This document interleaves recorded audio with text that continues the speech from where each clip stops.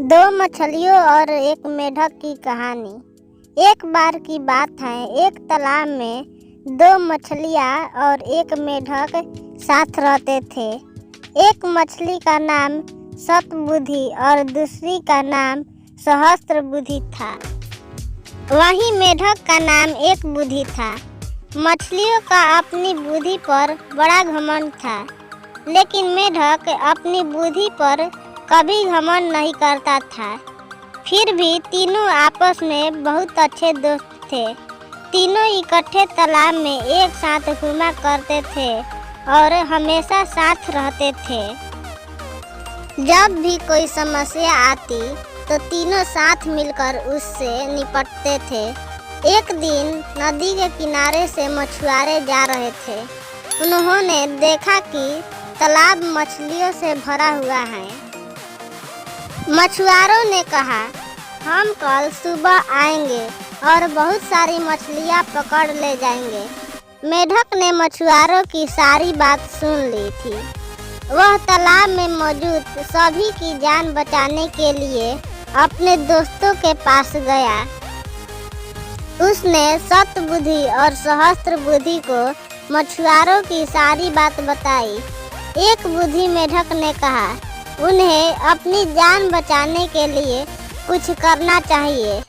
दोनों मछलियाँ कहने लगी, हम मछुआरों के डर से अपने पूर्वजों का जगह छोड़कर नहीं जा सकते हैं।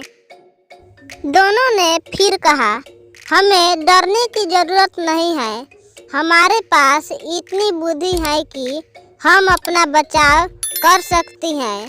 वहीं एक बुद्धि मेढक ने कहा, मुझे पास में मौजूद एक तालाब के बारे में पता है, जो इसी तालाब से जुड़ा हुआ है।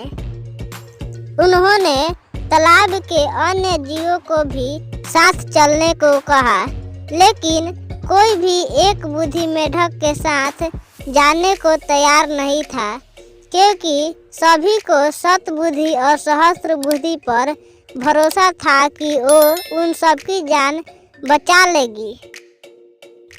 मेढक ने कहा, तुम सब मेरे साथ चलो, मछुआरे सुबह आ जाएंगे। इस पर सहस्त्रबुद्धि ने कहा, उसे तालाब में छिपने की एक जगह पता है।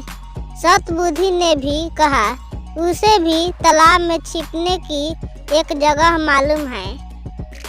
इस पर मेढक ने कहा, मछुआरे के पास बड़ा जाल है, तुम उससे नहीं बच सकते हो।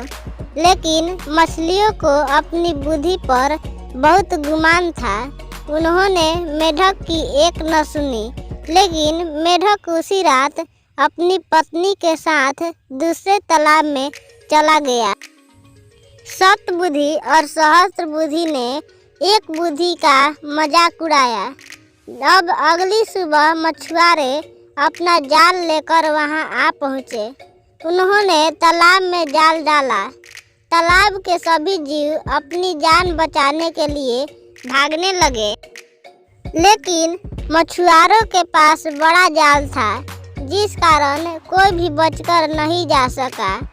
जाल में बहुत सारी मछलियां पकड़ी गई।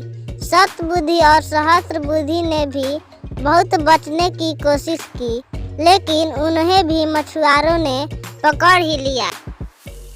जब उन्हें तालाब से बाहर लाया गया, तब तक दोनों की मौत हो चुकी थी। शतबुद्धि और सहस्त्रबुद्धि का आकार सबसे बड़ा था, इसलिए मछुआरों ने उन्हें अलग रखा था। उन्होंने बाकी मछलियों को एक टोकरी में डाला, जबकि शतबुद्धि और सहस्त्रबुद्धि को कंधे पर उठाकर चले गए। जब वह दूसरे तालाब के सामने पहुंचे, तो एक बुद्धि मेढक की नज़र इन दोनों पर पड़ी।